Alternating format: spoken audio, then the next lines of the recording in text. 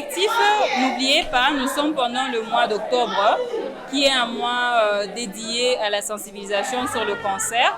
Alors, comme on avait cette opportunité d'organiser cette conférence, on s'est dit, au lieu de ne parler que de l'endométriose, en fait, qui est une maladie chronique qui touche la femme, on s'est dit, ça sera mieux de parler aussi, en fait, du cancer de sein, qui, comme l'endométriose, nécessite, en fait, un dépistage précoce pour aider la malade à avoir en fait beaucoup plus de chances d'avoir une meilleure qualité de vie. Donc c'est vraiment motivé par ça. Et il y a aussi un autre élément en fait, EndoCare suit tout ce qui est maladie chronique de la femme en fait. Et c'est vrai qu'on a assez focus sur l'endométriose, mais on s'intéresse en fait à toutes ces maladies chroniques qui impactent la vie de la femme. Nous projetons d'être dans d'autres endroits, ensemble en fait avec des structures qui sont je dirais mieux outillés que nous dans la sensibilisation sur le cancer. Donc on va multiplier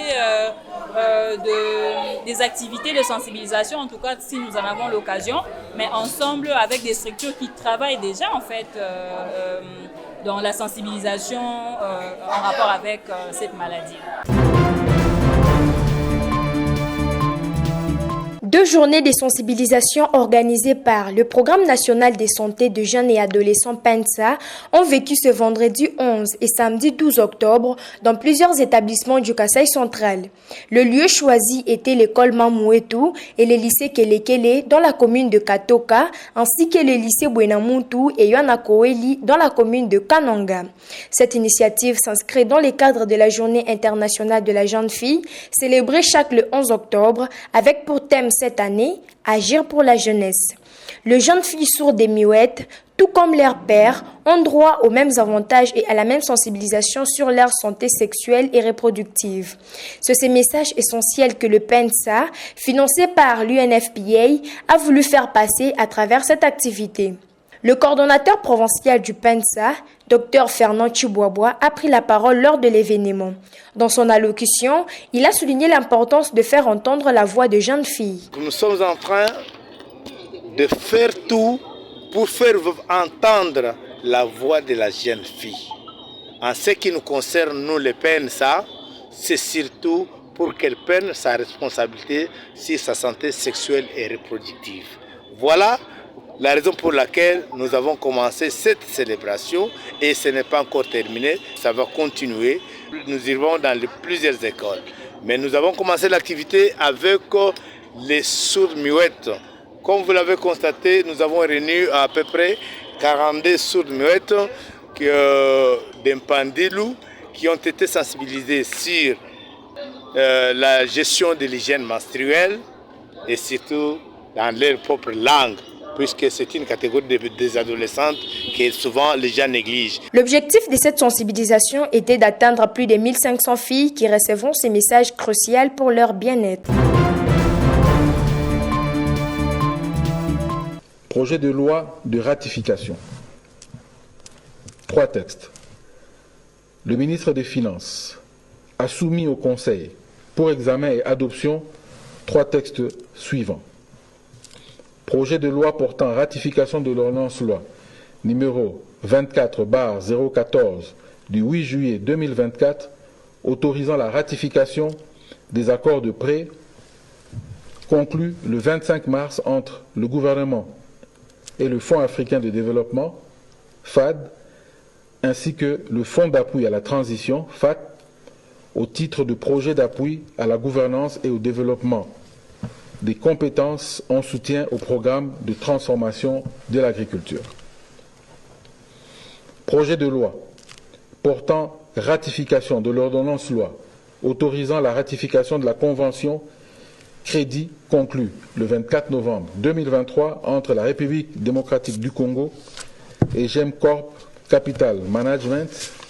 Projet de loi autorisant la ratification des 2 accords de prêt du 28 septembre 2024 conclu entre la République démocratique du Congo et la Banque africaine de développement au titre de financement du projet d'appui au développement des chaînes de valeur en soutien au programme de transformation de l'agriculture d'un montant global de 197 millions d'unités de compte.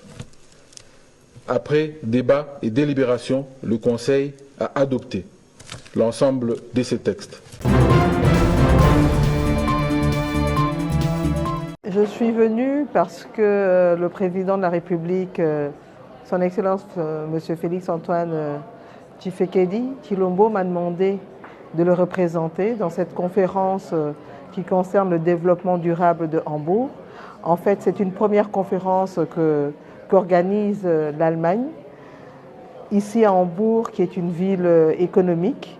Et il s'agit pour les Allemands de pouvoir voir comment ils peuvent renforcer leurs relations économiques avec l'Afrique, particulièrement dans le domaine de l'énergie verte. Comme vous le savez, en Afrique, nous avons la majorité des forêts, et particulièrement en RDC avec près de 60%. Comme vous le savez, en Afrique, nous avons un certain nombre de minerais stratégiques, comme par exemple le cobalt en RDC, où on est le producteur de pratiquement un peu plus de 60% de ce minerai. Or, ces minerais aujourd'hui, ce sont des minerais qui sont utilisés, que ce soit le cobalt, que ce soit du lithium, pour produire des batteries. Donc ce sont tous des éléments qui ont une importance capitale aujourd'hui pour l'Union européenne et particulièrement l'Allemagne.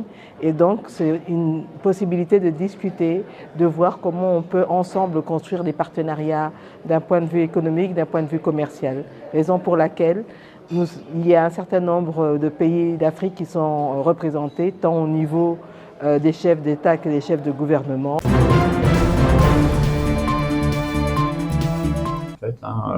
On a joué une belle équipe très bien organisée de la Tanzanie, on le savait, c'est une équipe qui a gagné en Guinée, qui est bien organisée, qui a des idées de jeu qui sont très très intéressantes avec de bons joueurs. Donc c'est difficile de trouver la solution. On l'a amené petit à petit dans la rencontre et c'est un coup de pied arrêté qui nous fait prendre l'avantage. Après c'est vrai que après le but, on a peut-être quelques situations où on peut se mettre à l'abri. C'est pas le cas.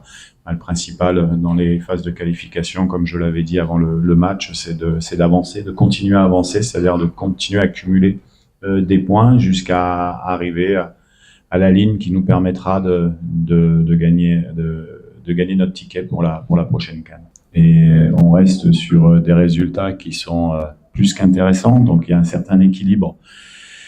Un équilibre sur des coups de pied arrêtés, des tactiques sur défensif, pas forcément que offensif, sur du point de fixation. Lui, par exemple, son rôle aujourd'hui, pour vous donner un exemple, qui fait que même si c'est vrai qu'on aimerait et qu'on souhaiterait que nos attaquants marquent plus, que nos attaquants marquent plus, mais lui, son rôle était de fixer 4-5 dans l'axe, pour qu'on puisse avoir la place pour Togo Konda en 1 contre 1, qu'il n'y ait pas de coupe de centrale. Bon, il y a différentes choses, mais en tout cas, c'est sûr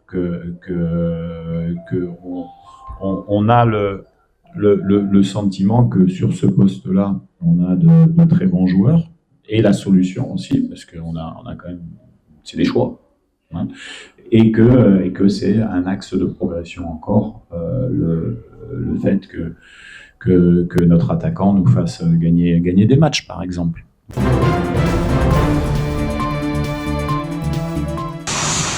En vacances parlementaires au Kasaï central, les députés nationaux Thierry Moulumba Mpandangila, président national du parti politique Alliance pour une génération citoyenne, AGC, est l'un des promoteurs d'une minoterie moderne qui vient d'être implantée dans les quartiers industriels Kamulumba, dans la ville de Kananga. Il est descendu sur terrain, c'est rendre compte de la fin des travaux d'installation de cette infrastructure, la plus grande jamais installée dans l'espace Kasaï. Il s'y est de signaler qu'au regard de ses performances, cette minoterie moderne des 6 silos a la capacité d'émoudre 2 tonnes de maïs par heure et pas moins de 500 tonnes de maïs par mois pour 8 heures de travail par jour. Par ailleurs, l'élu de Demba, Thierry Moulumba Mpandangila, a rappelé que cette minoterie entre dans le cadre d'un projet global de promotion de l'agriculture, incluant notamment la formation à des nouvelles techniques agricoles, l'encadrement des paysans, pour une augmentation de la production, la transformation locale du maïs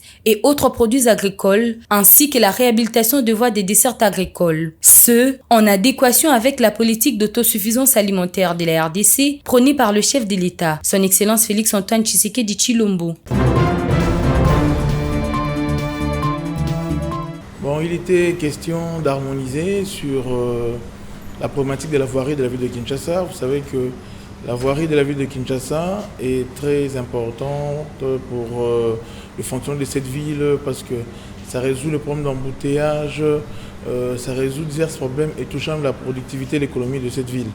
Alors le gouvernement ça n'est pas mis à l'écart par rapport à cette problématique sur instruction justement du président de la République qui veut justement faire de Kinshasa une ville très assainie et qui s'implique totalement dans le rayonnement de cette ville, a instruit et il y a une dynamique aussi auprès du Premier ministre que nous avons vu aujourd'hui à l'exécution, le ministre des Finances, Excellence Doudou Famba, qui a justement mis autour de la table les experts de diverses institutions ainsi que les opérateurs privés pour que nous puissions harmoniser la question des relances de travaux. Et il s'agissait de projets de 3 communes, projets de 3 artères, qui fait au total 49 km où les travaux reprennent d'ici là pour donner justement cette voirie aux Kinoises et Kinoises en fait de vaquer à leurs occupations et résoudre la problématique des embouteillages.